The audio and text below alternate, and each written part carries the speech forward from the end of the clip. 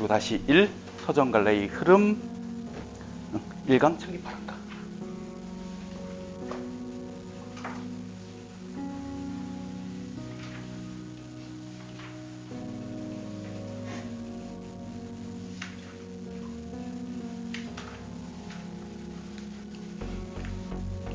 시작할 겁니다. 혹시 바짝 차리고 196쪽에 자 일단 충담사 이 사람이요 끝에 사자로 끝났어요. 스님입니다. 그래서 승려이자 예전에 화랑을 냈었던 사람으로 묶어서 우리 이런 사람을 낭승 이렇게 부르기도 해요. 낭승. 그러니까 화랑이자 승려인 사람. 충담사가 찬 기파랑가 해서 제목을 보면 찬 예찬한다. 기파랑 화랑의 이름이에요. 가 노래. 그래서 기파랑이라는 화랑을 예찬한 노래. 라는 제목을 가지고 갈래가 뭐냐? 향가야. 이제부터 향가 얘기 좀 할 텐데 알고 있어도 다시 한번 여러분들 꼼꼼하게 정리를 해야 돼요. 향가는 바로 향찰로 표기된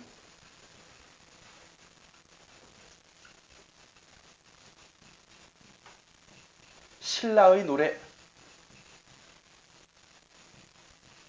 우와, 되게 멋있겠습니다. 보여? 향찰로 표기된 신라의 노래. 그러면 향찰이 뭐야? 우리 이번 요 청기파랑 가는 부분에 그 문법을 되게 좋아하시는 선생님이 수업을 하는 반이 있어요. 그러면 향찰 표기에 대한 문제가 출제 가능성이 있습니다. 그래서 향찰이라는 것은 한자를 빌려와서 한자에 소리를 빌리기도 하고 뜻, 훈을 빌리기도 하고 그래서 소리를 빌려오면 차, 뜻을 빌려오면 훈차. 차자가 빌려왔다는 뜻이야. 지금 수업 중간에 단어 뜻 물어보지 말고 일단은 적고 설명 잘 듣고 나중에 복습해보고 이해 안 되면 그때 선생님한테 질문해. 알겠지? 자, 차는 소리를 빌려옵니다. 주로 문법적인 우리말을 기록할 때는 차를 주로 이용하고요. 주로입니다. 무조건은 아니고. 훈차 같은 경우에는 실질적 의미가 있는 그런 우리말은 주로 훈차를 이용해서 표기한 표기 방식을 향찰이라고 해요.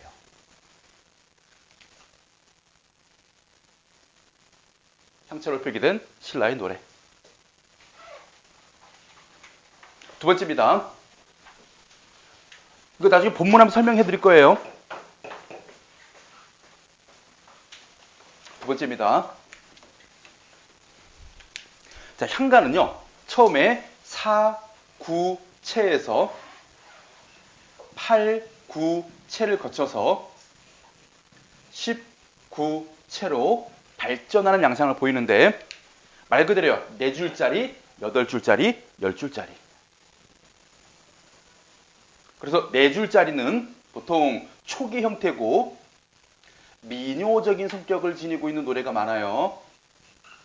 현재 전해드린 게 4개가 있습니다. 그 중에 여러분들은 대표적인 서동요 하나 정도만 기억하면 돼요.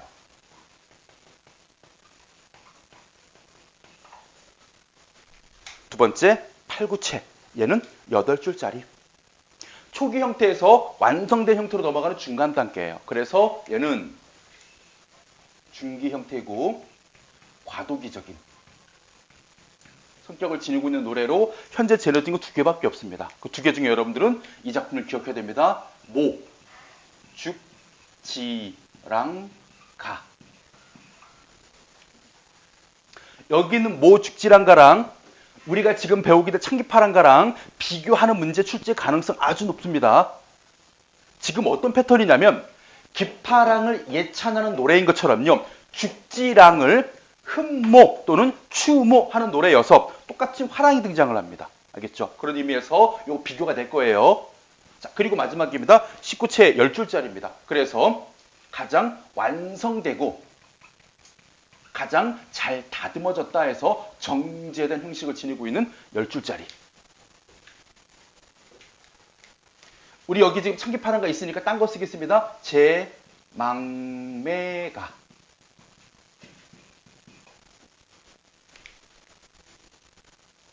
그리고 여기는 참기파란가. 조금 더 공부하고 싶으면 안민가. 좀 더 공부하고 싶잖아? 그럼 원앙생가. 이런 작품 찾아서 공부하시면 돼요. 여러분들 밥 스스로 먹죠? 숟가락 들고 자기대로 밥을 먹을 수 있지? 그럼 공부도 자기들 할 수 있겠네. 찾아서 공부해 보세요. 제가 금방 말씀드린 작품들. 그런 다음에 공부해 보고 선생님한테 와서 물어보는 거야. 선생님 이거 저거 혼자 해봤는데 이해가 잘 안 돼요. 라고. 선생님이 가장 난감할 때가 뭐냐면 학생이 갑자기 찾아와가지고 선생님 국어 공부 어떻게 해요? 라고 느닷없이 물어보는 애들이 있어. 그럼 선생님이 되게 당황스러워. 왜 당황스럽냐면 너 그럼 그동안 국어 공부는 어떻게 했니? 라고 물어보니까 국어 공부를 안 해서 성적이 안 나와서 물어보는 거잖아요. 라고 얘기를 해. 공부법은 아무것도 없는 무에서 얘기를 할 수가 없는 거야. 공부법의 시작은 뭐냐면 자기가 먼저 무엇이든 시작을 해봐야 돼. 왜? 세상에 나쁜 책은 존재하지 않거든. 어떤 책이든 사서 공부를 하다가 나에게 맞으면 그냥 그대로 밀어붙이면 되고 안 맞거나 이해가 잘 안 되거나 효과가 없을 때 그때 와가지고 저 이런 방법을 해봤는데 좀 방법이 잘못된 것 같아요. 좀 문제가 있는 것 같아요. 라고 얘기를 하면서 개선해 나가야 되지 아무것도 안 한 상태에서는요. 공부법 얘기를 못 해줍니다. 그래서 해봐야 돼. 찾아서 읽어보고 자기 스스로 부딪혀보고 분석해보는 과정 속에서 발견되는 게 있을 거야. 아, 나 이거 하는구나, 못하는구나. 잘하는구나, 부족하구나. 이거 찾은 다음에 그걸 보완하는 방식으로 공부를 해나가야 되는 거야. 알겠지? 찾아 해보세요. 자, 이렇게 4구체, 8구체, 19체로 발전의 형태를 보이는 게 뭐다? 향가입니다. 아시겠죠? 그리고 향가는요, 이런 특징이 있습니다. 바로 3단, 9성. 세 두막으로 쪼개집니다. 특히 19체 같은 경우에는 기, 서, 결. 이렇게 3단 구성을 취하고 일반적으로는 보통 4줄, 4줄, 2줄 이런 식으로 3단 구성을 취하는 게 가장 일반적인 형태예요. 그리고 마지막에 이 2줄을 낙구라고 부릅니다. 지금 19체 경우에요. 다른 건 적용될 수가 없겠지? 4줄, 8줄이니까. 그래서 이런 3단 구성 때문에 그리고 하나가 더 있어.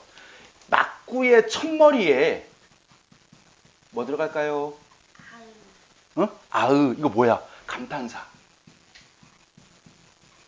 꼭 들어갑니다. 19치 한가 같은 경우에. 그래서 여기에는 이 3단 구성 그리고 여기에는 낙구 첫머리 감탄사 이 두 가지 특성이 어떤 문학 갈래에 영향을 줬다고 판단을 해요. 그 뒤에 뭘까? 예, 시조에 영향을 준 거로 봅니다. 요거 기억해 두세요. 알겠죠? 시조의 초장, 중장, 동장의 3단 구성은 향가, 19치 향가의 3단 구성 영향을 받은 것이다. 그리고 낙구 첫머리 감탄사는요. 시조, 종장, 첫머리에 영향을 준 것이다. 그래서 시조더라도 아빠가 누구냐? 그게 우리 아빠는요. 향가도 같고요. 나중에 또 얘기하겠지만 정읍사도 저희 아빠일지 몰라요. 나중에 우리가 백제가의 정읍사를 한번 공부하면서 그게 왜 시조의 아버지라고 의심이 되는지 나중에 얘기해 드릴 겁니다. 알겠죠? 자, 다시 향가 얘기 이 정도로 끝내놓고 바로 작품 들어갑니다. 들어갈 때 중요한 건 이거야. 이런 향가가 뭘로 표기됐기 때문에 향찰로 표기됐기 때문에 향가는 이게 필요해. 해독 과정이 필요합니다. 해독. 여러분 196쪽 왼쪽 보시면요. 이게 향찰로 표기된 거예요. 오른쪽에 있는 것은 우리말로 풀어놓은 거고. 그럼 여기 나와 있는 이 한자인 향찰을 우리말로 풀어낼 수 있는 사람이 누구누구 있었냐? 물론 옛날에도 있었겠지. 근데 현대에 와가지고 두 사람이 있어요.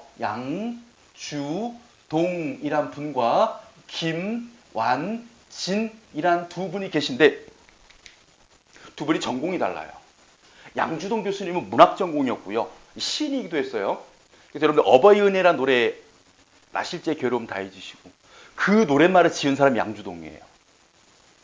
반응들이 없어. 그 다음에 김한진 같은 경우는 문법 전공입니다. 그대로 따박따박 해석한 거야. 그래서 두 사람 해석이 차이가 발생해요. 해석이 똑같지가 않습니다. 근데 그 차이 중에서 가장 큰 차이를 보는 작품이 여기는 창기파랑가입니다. 거의 다른 내용급이에요, 이거는. 기파랑을 예찬한다만 똑같고요.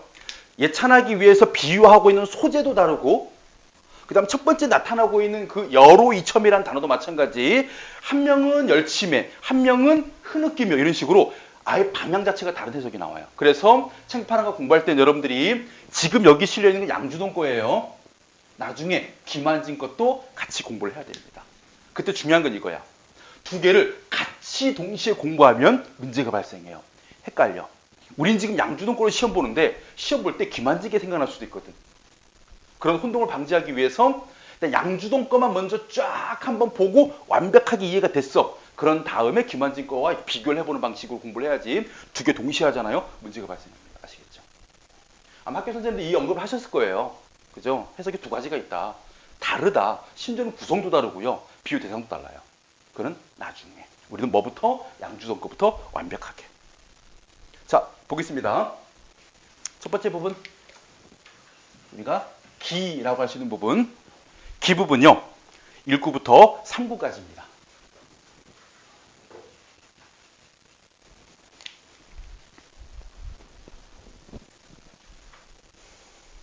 자, 첫 번째 열치매. 조금 꼼꼼하게 할게요.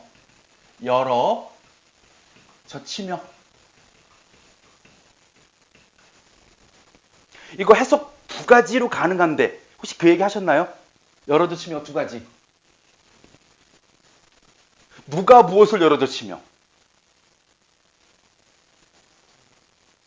첫 번째 누가? 달이 구름을. 두 번째는 화자가 문을.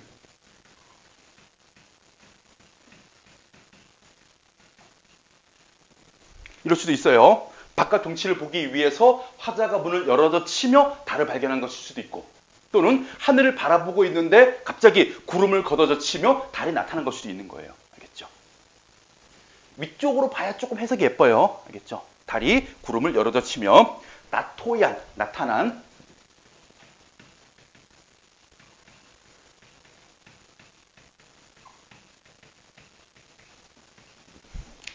자, 덜이. 동그라미 치고. 자, 이때 덜이 같은 경우에는요, 이렇게 해석됩니다. 달이라고 해석이 되고, 이때 달은, 자, 보세요. 첫 번째입니다. 광명의 대상 또는 염원의 대상. 요거 하나 있고, 두 번째, 화자가 질문하는 대상.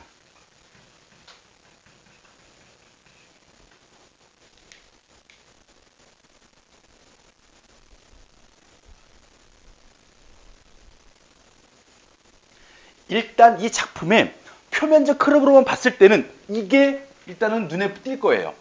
화자가 달한테 물어봅니다. 너 흰 구름을 따라 떠가는 것이냐 아니면 다른 무엇을 따라 떠가는 것이냐라고, 무엇을 따라 떠나가고 있는지 물어보거든요. 달에게 질문을 던져요.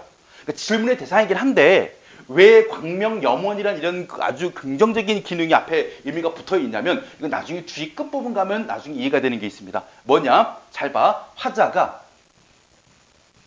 기파랑이라는 이 화랑의 인품을 추모하기 예찬하기 위해서 어떻게 했냐면, 자신보다도 훨씬 높은 존재인, 하늘에 있는 존재인 달을 설정하고, 그런 달이 기파랑을 따를 정도로, 흠모할 정도로 기파랑은 어떤 존재이다? 더욱 고결하고 더욱 뛰어난 인품을 지닌 존재다라고. 달이 따를 정도로. 그래서 달은 어떤 존재입니까? 광명염원으로서 기파랑의 인품을 더욱 값지게 만드는 존재예요.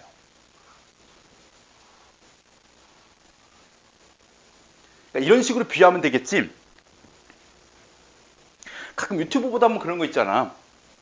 백종원의 극찬한 맛집. 다른 사람도 아니고, 그치? 백종원이 극찬할 정도면 와, 얼마나 맛있을까 하는 것처럼요. 다른 존재도 아니고 달이 흠모할 정도로, 달이 따르고자 할 정도로 그런 훌륭한 인품을 지닌 존재구나라고 기파랑의 인품을 강조하기 위한 장치로 쓰였기 때문에 광명염원도 같이 끼워 놓으셔야 돼요. 그리고 질문은 일단은 내용전개상, 구조상 질문의 대상. 자, 도리. 휜 구름.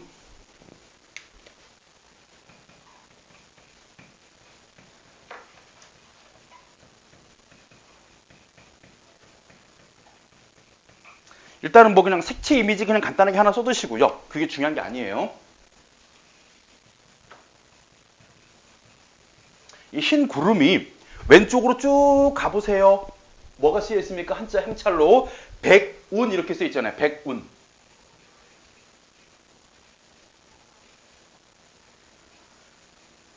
이렇게 돼 있죠. 백운. 이건 무슨 얘기냐면 흰 백자에 구름 운자거든요. 이때 우리말 흰구름을 적기 위해서 한자를 빌려와서 한자의 어느 부분을 쓴 거야? 흰 구름이라는 뜻을 빌려 썼잖아요. 그래서 이게 뭐야? 훈차를 보여주는 대표적인 예예요. 알겠죠? 흰 구름은 훈차. 뭐한 부분? 실질적 의미를 지닌 이런 단어들은 뭐한 것이다? 주로 뜻을 빌려 썼다.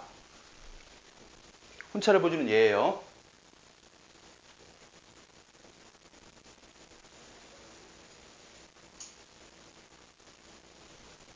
자, 그래서 흰 구름조차 떠가는 안디야.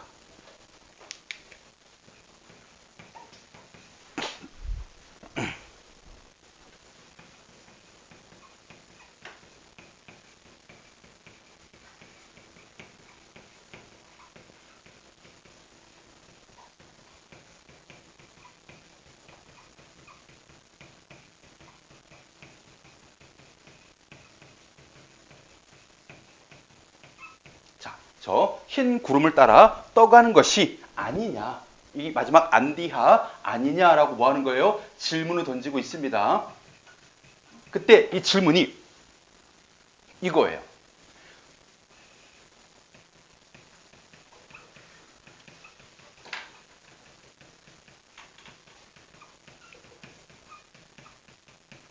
바로 이 달이 네가 무엇을 따라가고 있는지. 그러면 두 개겠지? 하나는 지금 내가 보고 있는 흰 구름이겠고, 이때 흰 구름은 다른 의미를 부여하지 마시고 그냥 자연현상이에요. 또 하나는 무엇인가 있지 않을까? 네가 따르고자 하는 것이. 이걸 물어보는 거예요.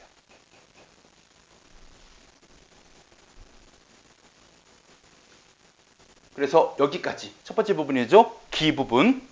화자가 달에게 무엇을 따르는지 질문한 부분입니다. 자, 그리고 나서 두 번째 서.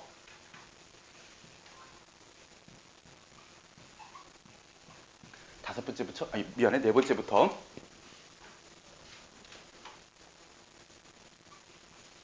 여덟 번째 구까지. 자, 이제 달이 대답을 시작합니다. 새파론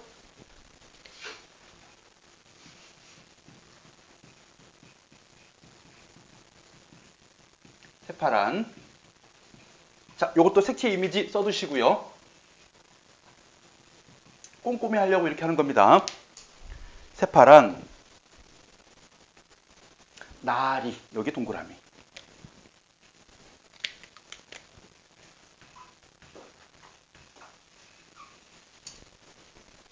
자, 나리는 네, 우리 냇물 할 때 냅니다.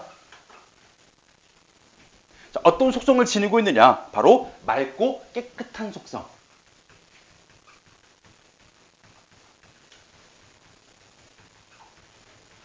을 지닌 이 냇물은요, 바로 기파랑의 인품을 비유한 소재로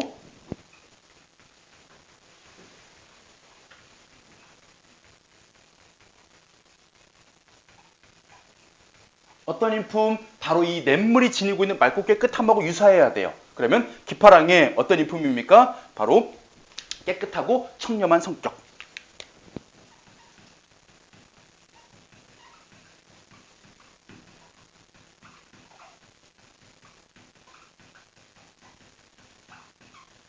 이 마치 뭐와 같아? 이 새파란 냇물과 같아. 맑고 깨끗한 모습이. 그럼 날의 여해 물가에 기랑의 이 기랑. 기파랑이겠죠? 시적 대상, 예찬의 대상.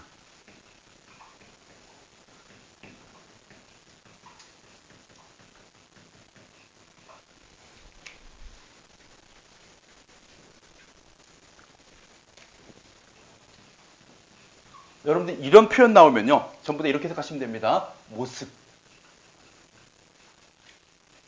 이게 모습을 의미하는 옛말이에요. 그래서 이게 주격으로 쓰이면 연철돼서 이렇게. 목적격으로 쓰이게 되면 을을 붙여서 이렇게. 참고로 요게 여러분들 나중에 우리 동동이란 작품 고려가요 동동이란 작품을 보게 되면 그런 모습을 지니셨다, 즈을 지니셨다 이런 식으로 목적격으로 쓰인 부분이 나중에 우리가 동동에서 발견이 됩니다. 여기서는 주격으로 쓰였죠. 그럼 모습이 이슈라 있구나.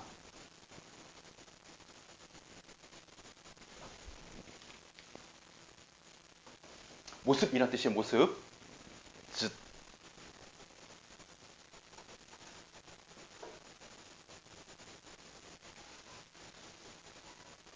그리고 즈지 이슈라. 잇, 구, 나. 이걸 우리가 감탄형 정도로 봐야 됩니다.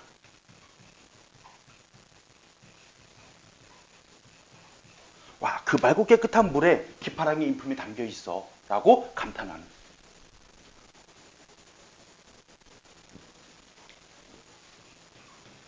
잘 따라오고 있지? 1로, 2로부터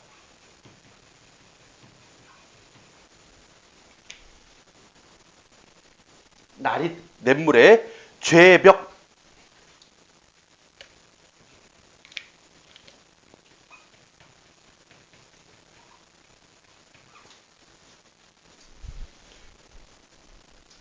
자, 요거 동그라미 치시고 조약돌. 자, 조약돌은요. 강가에 조약돌 지어보게 되면 둥글고 단단해요. 그래서 이런 조약돌의 무엇을 가지고 속성을 가지고 마찬가지 뭐합니까? 기파랑의 인품을 비유하죠.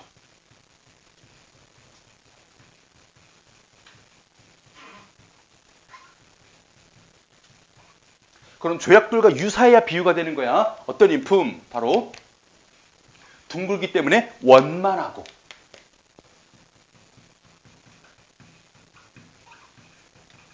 단단하기 때문에 강직한 성품.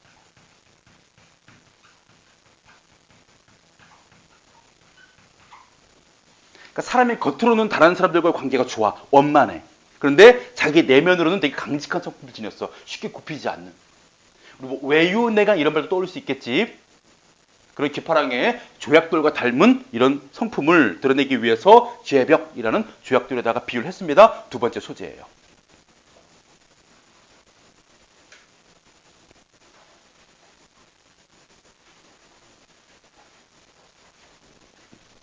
자, 그런 조약돌에 랑의 디리디 샤온 랑이 지니고 계시던 여기는 특별한 해석 필요 없습니다. 머점의 거출.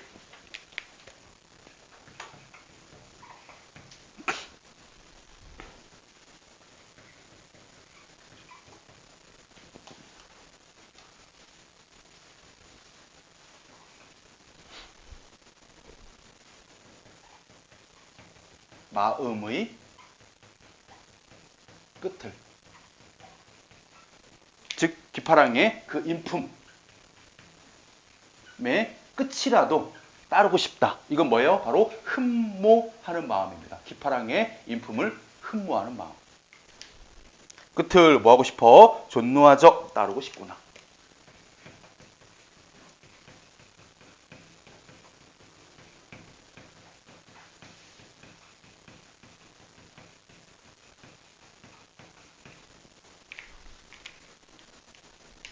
여기에서 뭐가 나와? 달의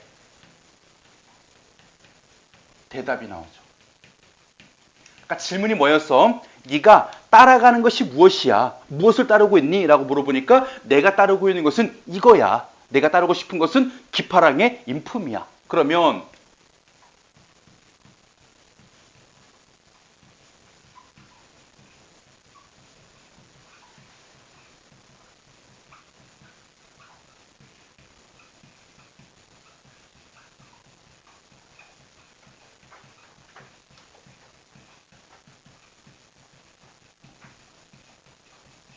어떤 마음을 지녔다. 기파랑에 대한 흠모와 그 인품을 따르고 있다고.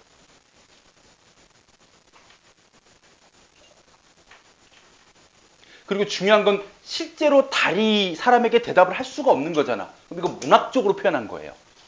화자가 질문한 것을 달이 대답하는 형태로 문학적으로 보여준 것이기 때문에 실제로 이런 기파랑의 모습을 따르고 싶은 건 누구라고 해석을 해야 돼? 실제로는 바로 충담사가, 화자가 뭐하고 있는 거예요? 기파랑이 그런 인품을 따르고 싶다를 누구에게? 달에다가 집어넣어가지고 표현한 걸로 봐야 됩니다. 그래서 여기까지 뭐하고 있는 겁니까? 달의 대답이었고요. 자, 마지막. 별에 해당되는 9, 19. 여기를 뭐라고 해? 낙구라고 부른다. 떨어져 있는 구절. 그리고 여기에는 아읍.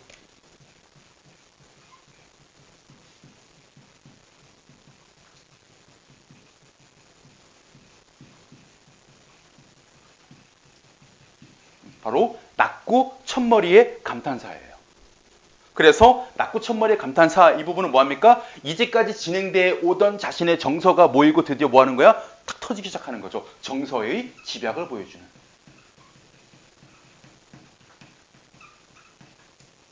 낙구 첫머리 감탄사. 그리고 아까 잠깐 얘기했던 것. 이게 어디에? 시조, 종장에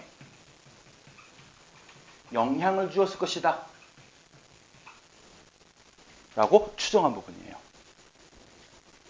그럼 시조 종장에 어떤 표현들이 있을까 얘들아?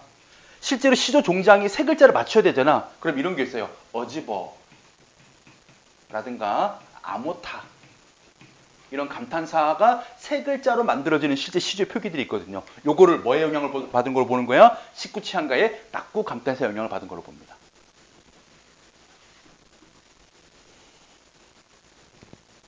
자, 아읍, 잣가지 여기도 마찬가지 동그라미 칠게요.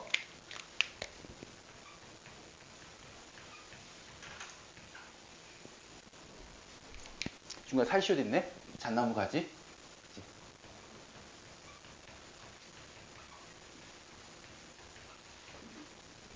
자, 그리고 잣나무 가지는 일단은 아주 되게 높게 곱게 자라고요. 그 다음에 두 번째 뭡니까? 항상 푸른 성격을 지녔죠. 그래서 잣나무 가지는 높고 항상 푸른 속성을 지닌 사물로 이것도 마찬가지야. 기파랑의 인품을 비유하는 소재예요.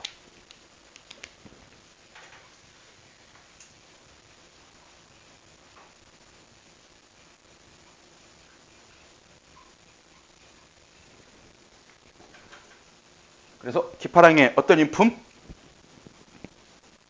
일단 높아. 그래서 고결한. 뭐 기상. 그리고 항상 푸르다고 했어. 그러면 절개.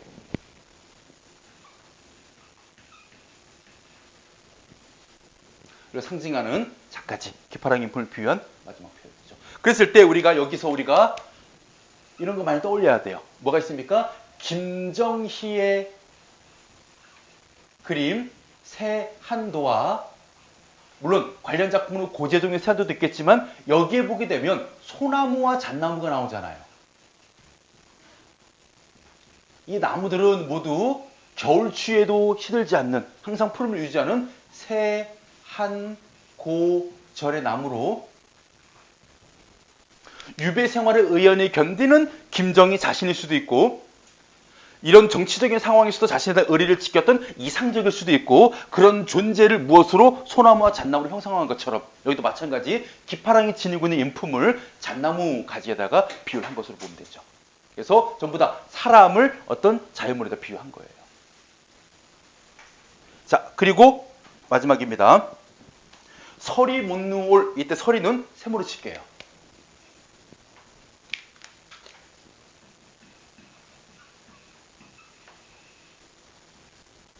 시련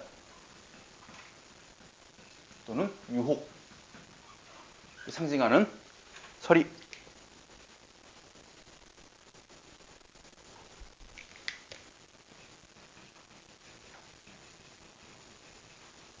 못 놓을이라는 얘기는요. 그런 서리를 모르실,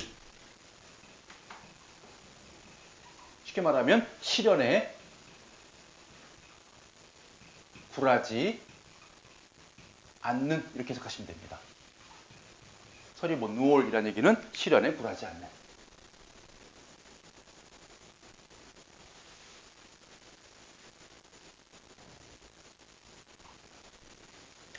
마지막 화판. 화반이라고도 읽고 화판이라고도 읽어요. 화랑이 우두머리.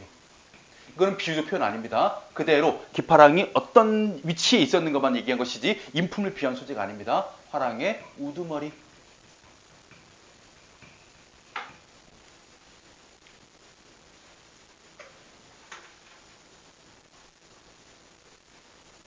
그래서 전반적으로 어떻게 하고 있습니까?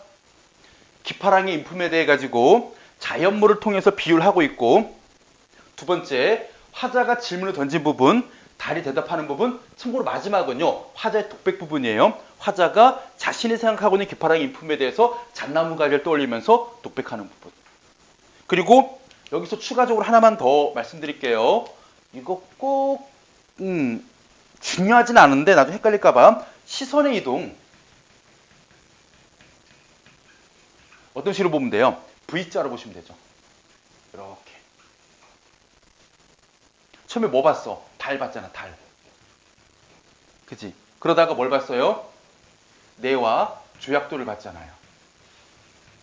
그러다가 다시 잣나무 가지로. 이렇게 시선의 이동이 이런 식으로 이루어진다. 참고로 하나 적어두세요.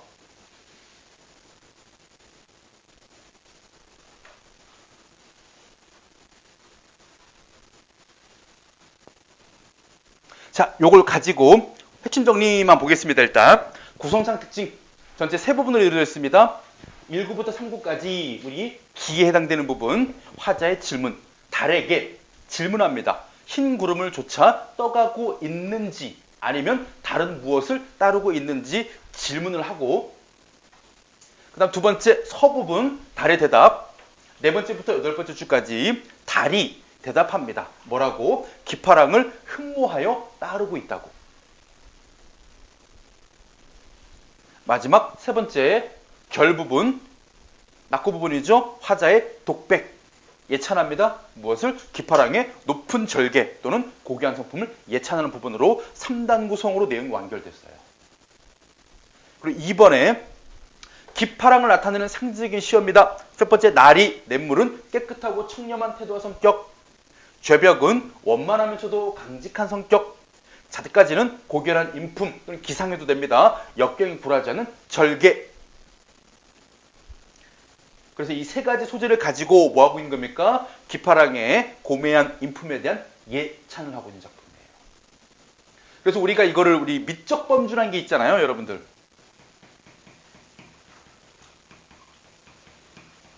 우리 문학에는 아름다움을 나타내는 방식이 네 가지가 있다. 그 중에서 순고미에 해당되는 작품이죠.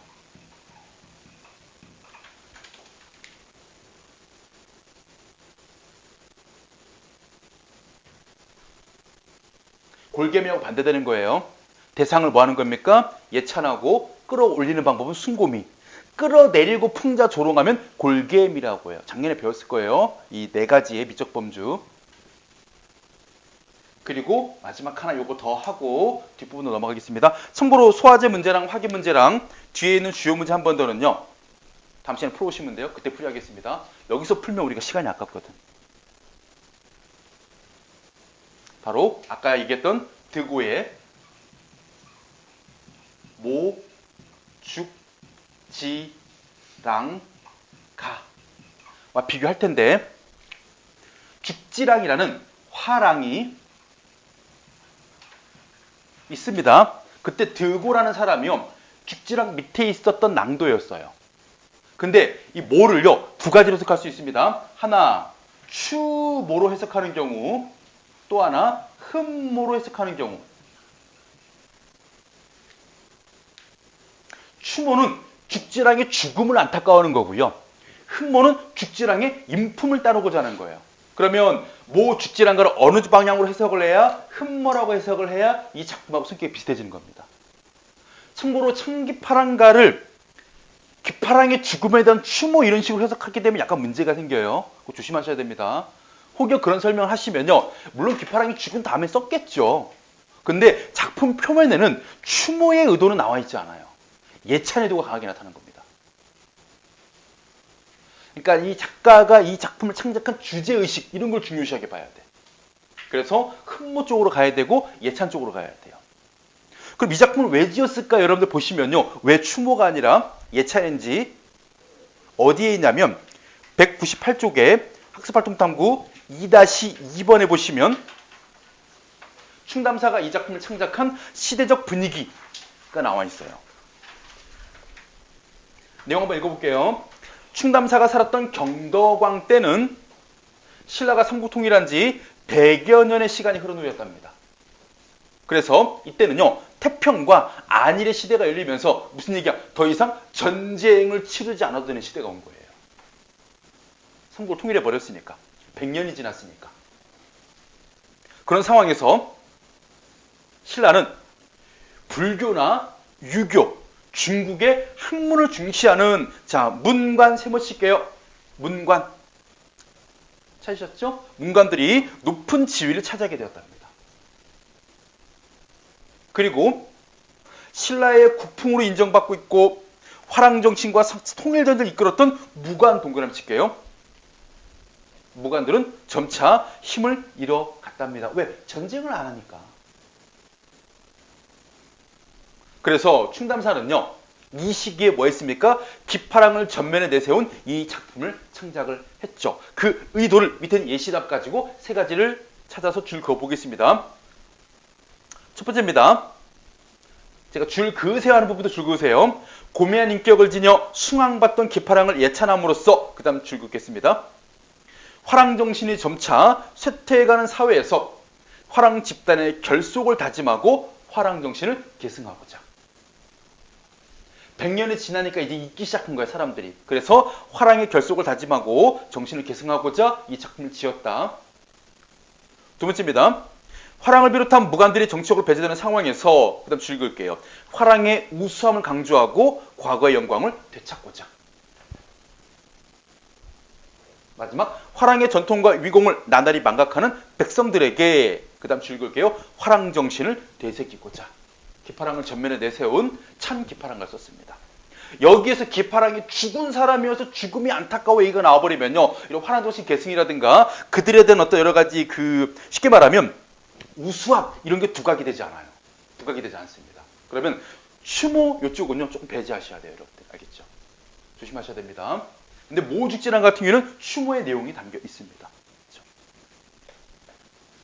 자, 그리고 199쪽에 착자미상의 구지가와 을지문덕의 여수장 우중문시 두 작품이 학습활동에 실려 있기 때문에 간단하게 보겠습니다.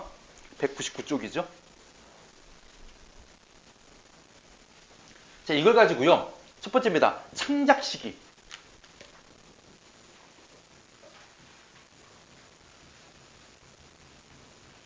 자, 지금 거기 나와 있는 구지가 같은 경우에는 가락국 시대.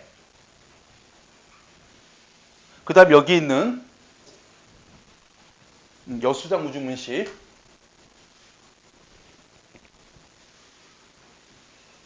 얘는 고구려 때. 마지막입니다. 찬 기파랑가는 신라시대, 통일신라시대입니다. 이때 창작되었다.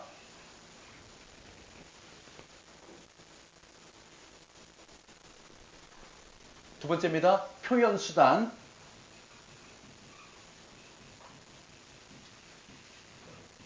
구지가 우리말을 한자로 번역해서 적은 노래예요. 원래는 우리말 노래가 있었는데 기록을 하려다 보니까 당시 우리말 표기 수단이 없었어요. 그래서 한자로 번역을 해서 적었다 해서 이런 구지가 같은 노래를 한역시가라고 부릅니다. 우리말을 한자로 번역한 노래다. 한역시가. 한문으로 번역해서 기록한 시. 그 다음에 을지문덕의 여수장 우중문시 그대로 한자로 표기한. 왜? 얘는 한시이기 때문에. 우리말을 적은 것도 아니고 번역한 것도 아니에요. 그대로 한자로 쓴 시여서 한시입니다. 마지막에 찬기파란가는 우리말을 표기하기 위해서 한자를 빌려왔죠. 바로 향찰로 표기가 되어 있는 향가이기 때문에 표현 수단이 모두 달라요. 물론 한자로는 공통점이 있겠죠. 그런데 한자로 쓸 의도가 다 다릅니다. 우리말을 적기 위해서 혹은 우리말을 적기 위해서 음과 뜻을 빌려와서 또는 있는 그대로 한자를 가지고 있는 그대로의 자신의 생각을 적은 것. 그리고 세 번째입니다. 전승 방법.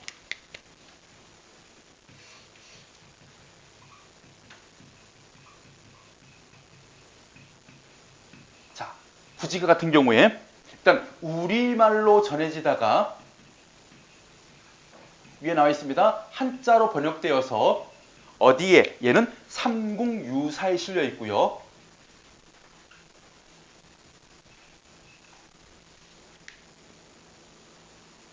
이련 스님이 쓴 삼국유사.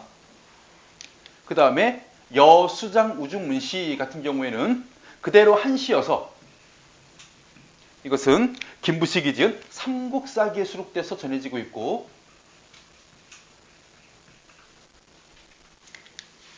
마지막 창기파란가는 다시 뭐이기 때문에 향가이기 때문에 현재 전해지는 향가는 대부분 여기에 실려 있습니다. 삼국유사.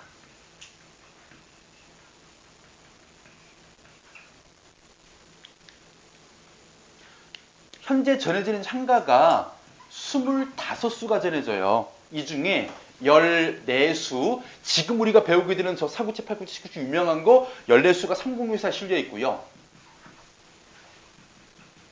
나머지 11수가 균여전이라고 해서 고려시대 균여대사의 전기문에 11수가 실려 있습니다. 근데 얘는 잘 다뤄지지 않아요. 지나치게 불교적입니다. 그래서 그나마 조금 성격이 우리가 문학으로 인정할 만한 것들이 여기에 많이 실려있기 때문에 요 작품들을 많이 보죠. 그래서 요거 정도만 여러분 공부해 주시면 됩니다. 삼국유사 실려있는 14수. 참고로 수능 얘기 좀 해보자. 향가가 수능에 몇 번 나왔을까요? 이제까지.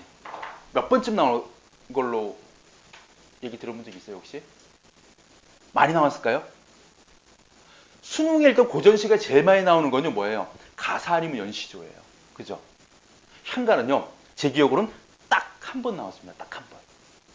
1995학년도 수능에 제막매가 딱 한 번 나오고요. 그것도 첫 수능 다음 해야 한 번 나오고 그 다음엔 나온 적이 없어요. 향가가.